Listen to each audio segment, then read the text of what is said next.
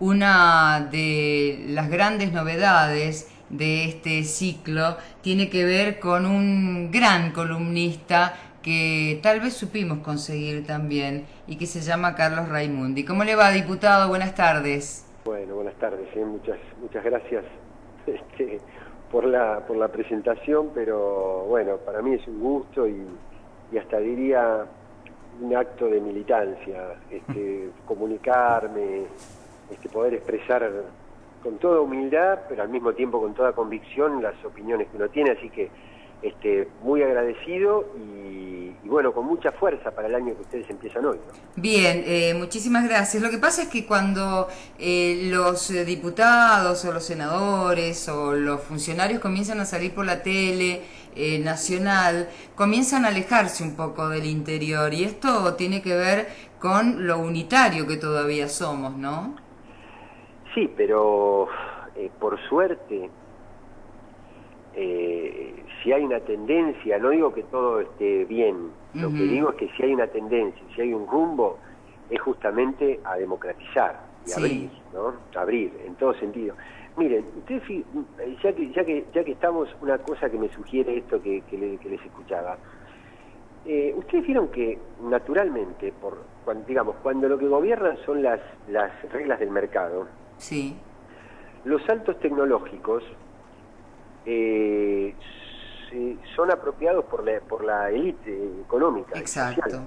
de cualquier sociedad. Es Ujú. decir, eso pasó con el aparato de televisión, con el CD, con el celular, con los Ujú. mini componentes en los 70. Es decir, siempre era la última novedad tecnológica, siempre la tenían los sectores más acomodados, Exacto. ¿no?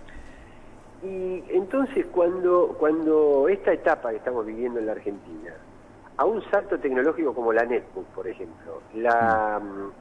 la provee a casi 3 millones de chicos que se está llegando hoy en el país, o como un salto como la televisión digital, Sí.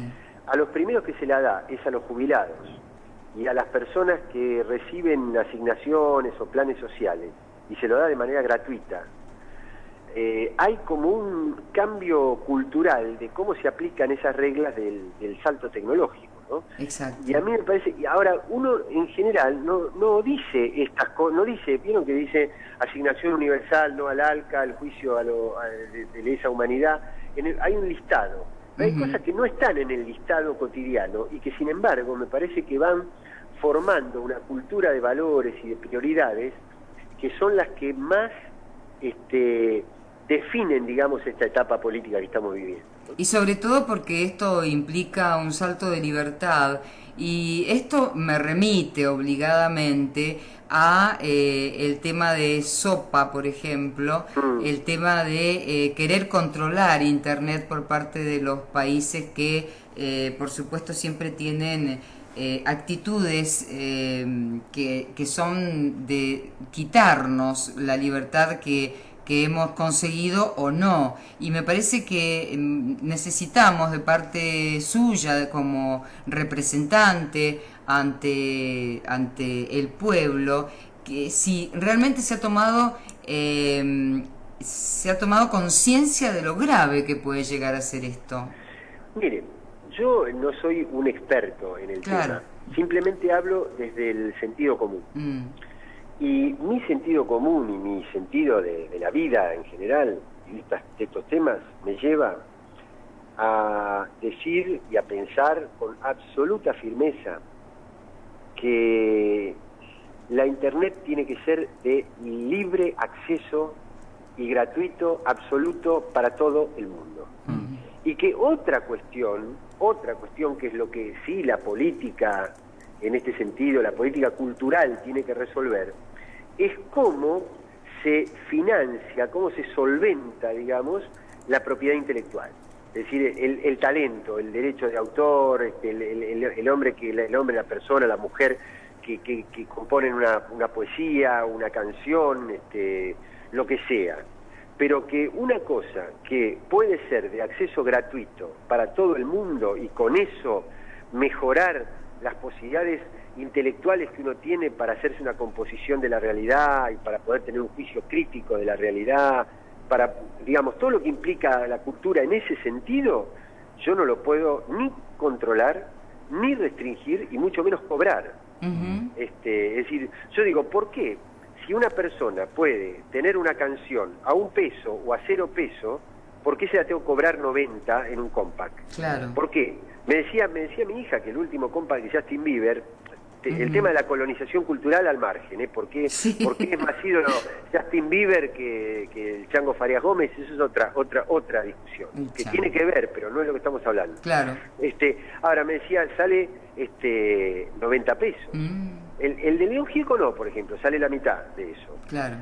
¿No? Entonces, ¿y por qué? ¿Por qué una película? ¿Por qué una película? Un libro. Entonces, claro, ahora, entonces, ¿qué me van a decir? Y bueno, esto afecta a Sony.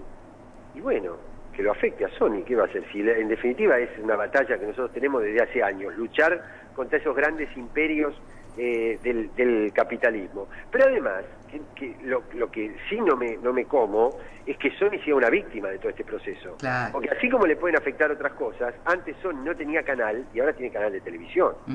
Entonces, digo, se está como readaptando todo este sistema comunicacional y hay que encontrar salidas para premiar y para solventar a la gente que trabaja en la cultura.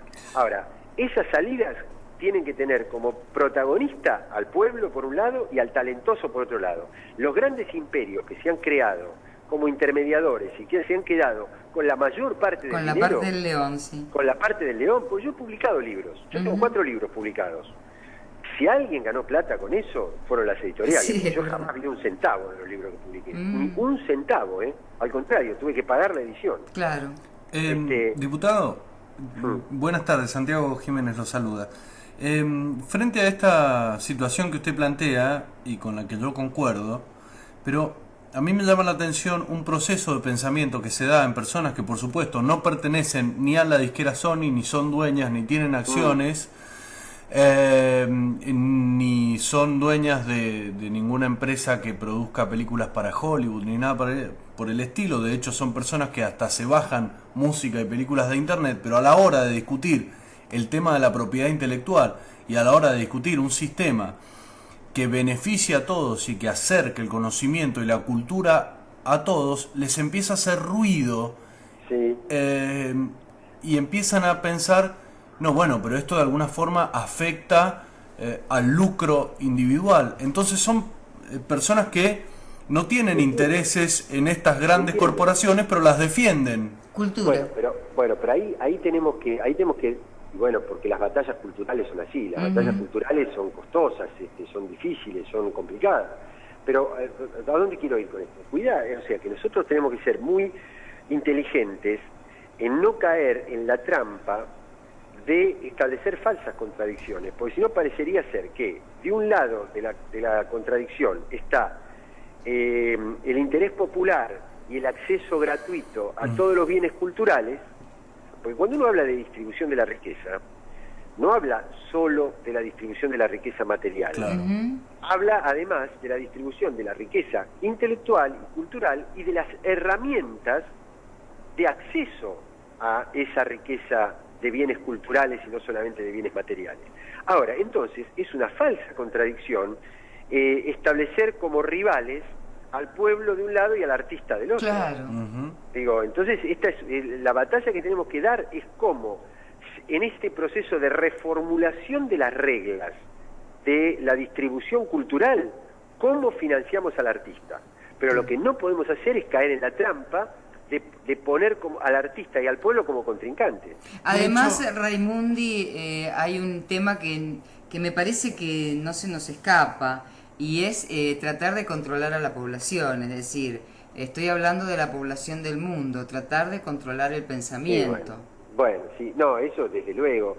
Lo que pasa es que yo creo que eso desborda, porque puede haber alguien que maneje, digamos, alguna porción del ciberespacio, pero después cuando uno tiene acceso a todo, eso desborda, ¿no? Es decir, habrá quien la verdad que no sé, ahí se me acaban las herramientas, porque si hay alguien en este momento en el Departamento de Estado o en la empresa Google Internacional que está decodificando lo que nosotros estamos hablando por Radio Nacional de Mendoza, no lo sé. Lo que sí sé es que aunque haya alguien que esté decodificando esto, lo importante es toda la gente que está escuchando y opinando y aceptando o criticando lo que estamos diciendo. Y me parece que ahí es donde está la fuerza. Bien, sabemos que está muy apurado, le agradecemos muchísimo esta comunicación, diputado, y nos reencontraremos la próxima semana. Bueno, al contrario, muchas gracias a ustedes.